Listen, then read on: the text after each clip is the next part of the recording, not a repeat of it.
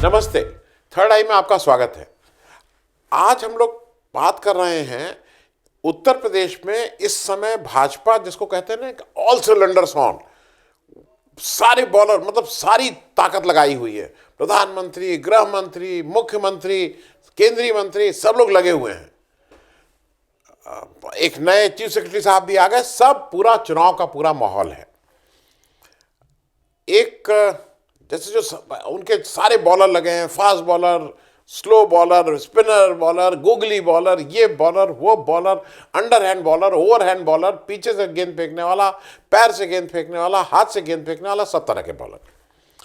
अब वो जो सबसे तगड़ा बॉलर लाए थे कि ये बॉलर तो ऐसी बॉल करेगा कि सामने बैट्समैन रहेगा तो उसका तो हेलमेट तोड़ती हुई बिल्कुल इंजर्ड क्या बिल्कुल मैदान के बाहर फेंक दी गई। एक बड़ी भारी भरकम जीएसटी टीम भेजी गई, इन्वेस्टिगेशन टीम, और ये कहा गया कि ये सारा पैसा जब्त करवा लो जो सपा का है और सपा चारों खाने चित्त हो जाएगी। तो वो वहां से टीम आई और उसने पीयूष जैन के घर में छापा डाल दिया। पता ये लगा, जो अब साफ साफ होता भी जा रहा है, कि पीयूष जैन साहब तो अपनी ही तरफ के खिलाड़ी थे। वो तो बजाय बॉल विपक्ष की तरफ डालने के उन्होंने अपने ही बैट्समैन को आउट कर दिया। खैर, अब ये बिल्कुल स्पष्ट हो गया है कि गलत आदमी के यहाँ छापा पड़ा था। ये अखिलेश यादव पहले दिन से चीख चीख के कह रहे हैं। अखिलेश यादव दो चीज़ें और कह रहे हैं। अखिलेश यादव एक चीज़ बिल्कुल साफ ये कह रहे हैं कि भाई वो सीडीआर निकाल दो, सीडीआर निकाल के बता दो कि किससे किससे उन्होंने पिछले 6 महीने में बात की है। दूसरी बात, ये जो पुष्पराज जैन है, अब दोनों पीपी हैं, तो पुष्पराज मतलब अखिलेश वाले और पीयूष जैन मतलब भाजपा वाले। तो वो सपा वाले, वो भाजपा वाले। तो जो जैन साहब सपा वाले हैं वो कह रहे हैं कि वो जो जैन साहब जिनको अभी कोई ओन नहीं कर रहा है, उनकी आप फेसबुक प्रोफाइल खोल के देख लीजिए, दूध का दूध पानी का पानी हो जाएगा। वो किसके साथ उठते बैठते हैं, वो किसका महिमा मंडन करते हैं, किसका गुणगान करते हैं। लेकिन इधर कम है क्या, फेसबुक वही डाउन करवा दिया, उनका फेसबुक अकाउंट बंद। अब आप उसको एक्सेस नहीं कर सकते, नहीं देख सकते उसमें क्या क्या है। चलिए भाई, ये तो सब सरकार के हाथ में है। अब ये तो अखिलेश यादव जी की बात बिल्कुल सही हो गई कि गलत आदमी के यहाँ छापा पड़ गया था। अब चूंकि इसको कवर अप करना था, तो अब जो पुष्पराज जैन मतलब समाजवादी पार्टी वाले जैन साहब, उनके घर पे अब छापा शुरू हो गया है। और जैसा होता है कि कानपुर में तो, कन्नौज में तो, बम्बई में, कहाँ कहाँ कई जगह उनके घर में छापा चल रहा है। कई दूसरे शहरों में भी है। ये पुष्पराज जैन साहब 2016 में लोकल बॉडीज के माध्यम से चुनाव जीत के, वो लोकल बॉडीज का जो इलेक्शन वाला होता है उसमें चुनाव जीते थे और सपा के एमएलसी हो गए थे। इनका टर्म मार्च 2022 को खत्म हो रहा है, मतलब जुम्मा जिसको कहते हैं, 2-3 महीने के और मामला है। अब पुष्पराज जैन साहब के घर पे छापा शुरू हो गया और उधर पीयूष जैन को बताया गया कि उनके घर पे जो पैसा था वो सब लीगल है और वो उनका ठीक है। अब पहली बात तो मैं ये बताऊं कि अब अगर पुष्पराज जैन जी के घर पे कुछ पैसा मिलता है तो या तो पुष्पराज जैन जी निकम्मे या समाजवादी पार्टी का पूरा एपरेटस बेकार, क्योंकि ये कहीं अब पैसा निकलने की गुंजाइश है ही नहीं। पैसा निकलने की गुंजाइश इसलिए नहीं है कि 4-5 दिन की नोटिस है। पुष्पराज जैन जी आके सारे टीवी चैनल्स पे इंटरव्यू दे रहे हैं, वो बता रहे हैं कि वो छापा तो मेरे यहाँ पड़ना था और वो पड़ गया उनके यहाँ। तो अगर इतनी के बाद भी अगर वो अपने को तैयार नहीं कर पाए हैं तो थोड़ा सोचने वाली बात होगी। लेकिन यहाँ जो भक्त लोग हैं ना, वो एक दूसरी कह रहे हैं। वो कह रहे हैं तुम लोगों की समझ में नहीं आया था ना, जो 284 करोड़ पकड़े गए थे, जिसको पेपर ने भी रिपोर्ट किया था, दूसरे दिन वो घट के 195 करोड़ रह गए थे। तो वो जो 90 करोड़ का इधर उधर हुआ था, वो किस लिए कम किए गए थे और कहाँ के पैसे कम किए गए थे, ये तुम लोग के समझ से बाहर की चीज़ है। ये बड़ा गेम है, इसका गणित तुम नहीं समझोगे। अब ये कहाँ से निकलेगा ये तुम लोग को अब पता लगेगा। ठीक है, मतलब कहा यह जा रहा है घूम फिर के कि उस पैसे को वहां से कम किया गया और इनके यहाँ से बरामदगी दिखा दी जाएगी, जैसा पुलिस का बहुत आम वो होता है, तो इसमें कोई बहुत किसी को ताज्जुब भी नहीं होना चाहिए। अब लेकिन एक शोध का विषय और है, दिस नीड्स रिसर्च।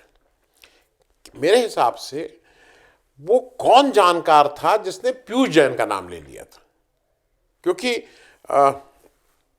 भाजपा एक तरफ इतनी इंपॉर्टेंट लड़ाई लड़ रही है, भाजपा को ये लग रहा है कि ये जीवन मरण का प्रश्न है, और वहाँ पे भाजपा को गलत जगह छापा मरवा दिया जाए, ये भी एक अजीब सी चीज़ है। जो भी व्यक्ति है उसको सख्त से सख्त सजा देनी चाहिए।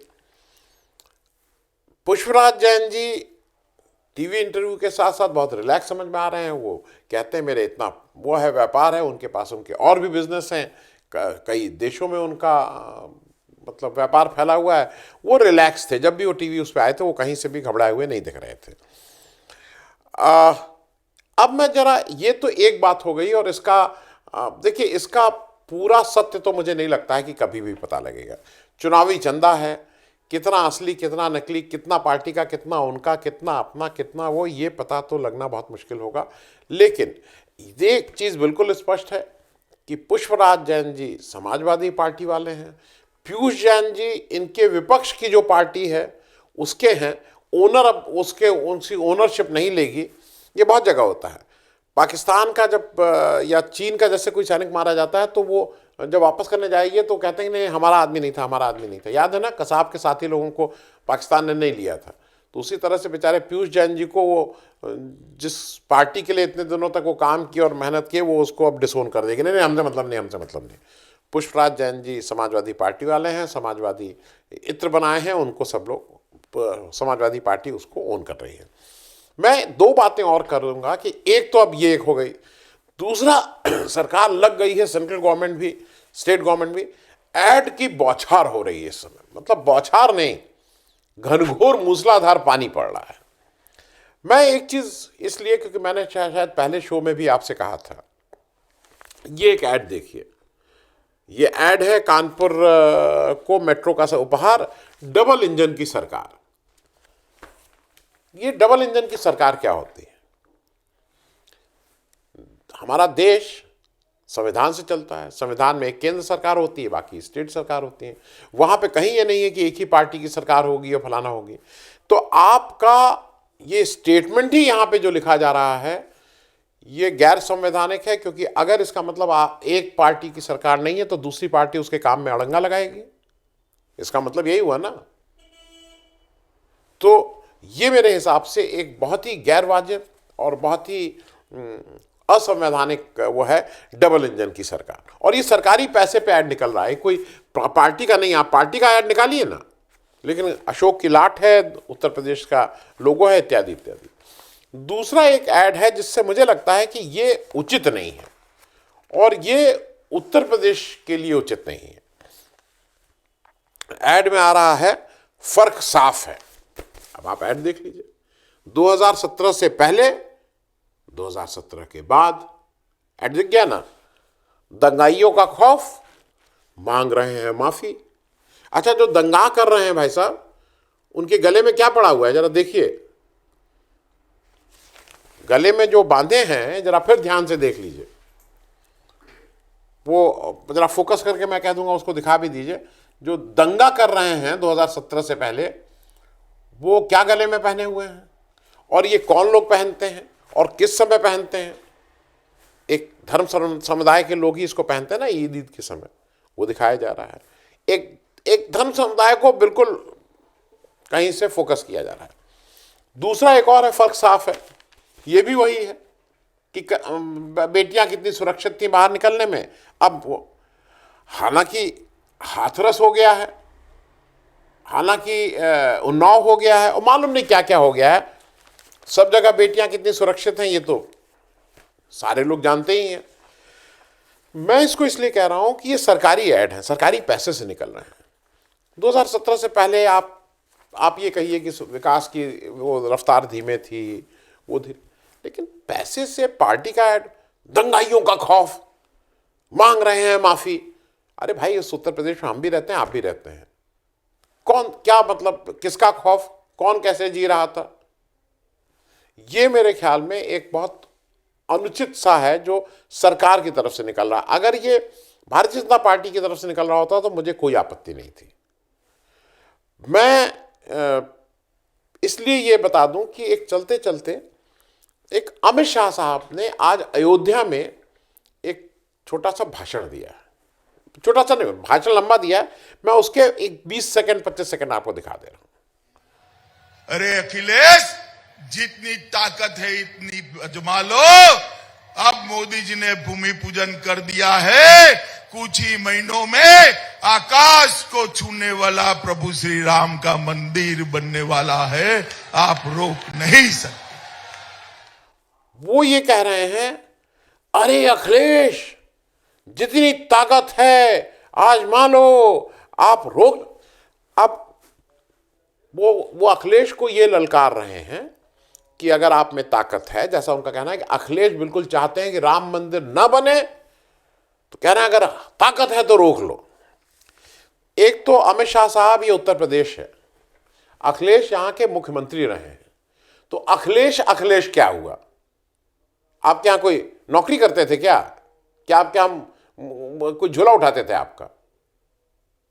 इतनी तमीज सीखिए कि जब यहां आइए अमित शाह साहब, तो अखिलेश जी तो लगा दीजिए। अगर अखिलेश साहब आपके मुंह से नहीं निकलता है, आपको तो एक और चीज है कि आप अखिलेश भाईजान बोलिए ना, अखिलेश भाई, भाई बोलिए, भाई अखिलेश।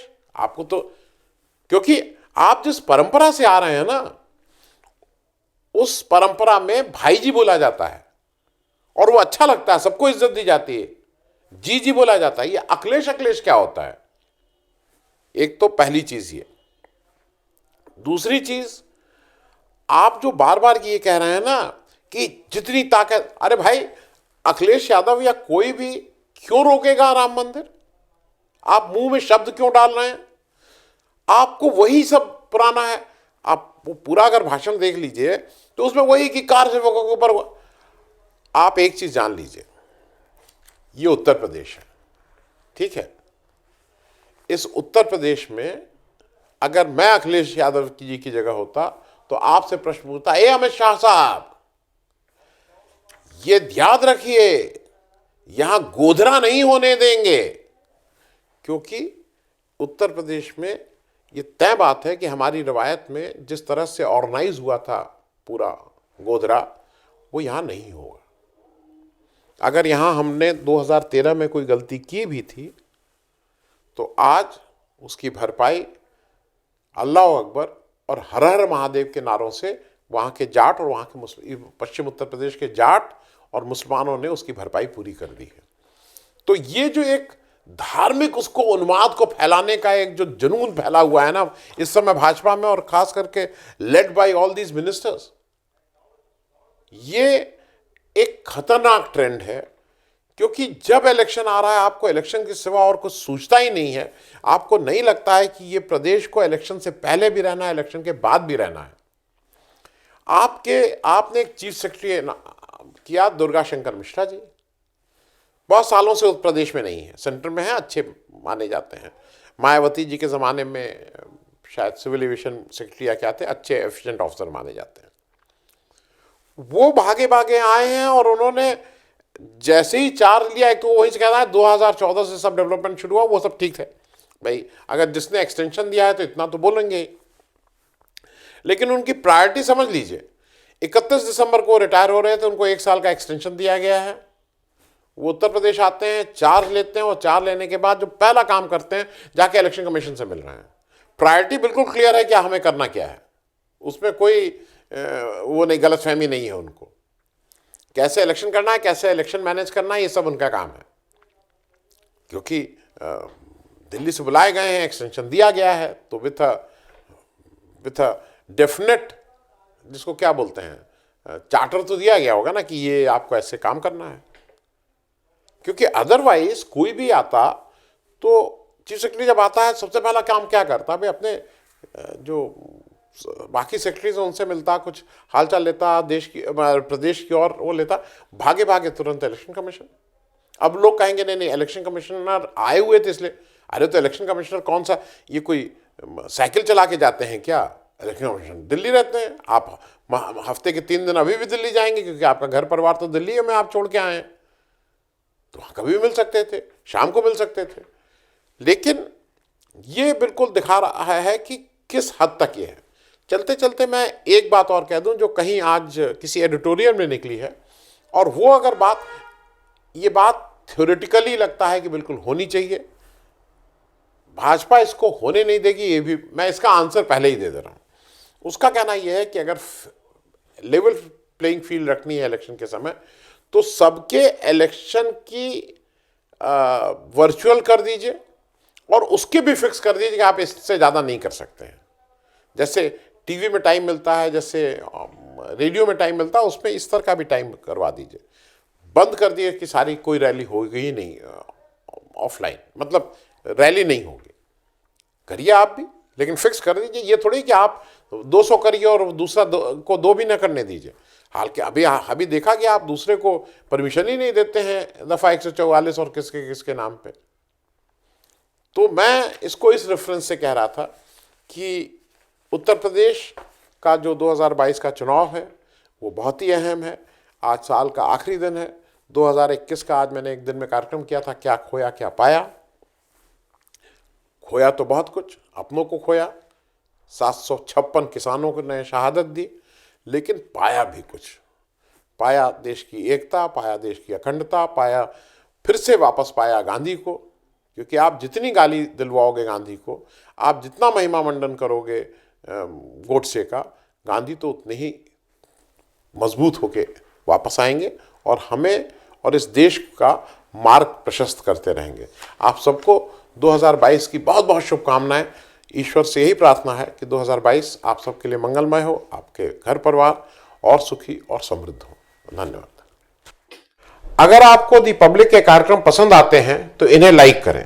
अगर आप इस वीडियो को YouTube पर देख रहे हैं तो चैनल को सब्सक्राइब करें, और अगर आप इसे Facebook पर देख रहे हैं तो दी पब्लिक के पेज को लाइक करें। अगर आप चाहते हैं कि हम निष्पक्ष पत्रकारिता को जारी रखते हुए आपसे जुड़े मुद्दों पर सवाल उठाते रहें तो हमें सहयोग करें। आपका छोटा से छोटा सहयोग भी इस मुहिम को जारी रखने में हमें ताकत देगा। डोनेट करने के लिए डिटेल्स जो हैं वो डिस्क्रिप्शन बॉक्स में दी गई हैं। धन्यवाद।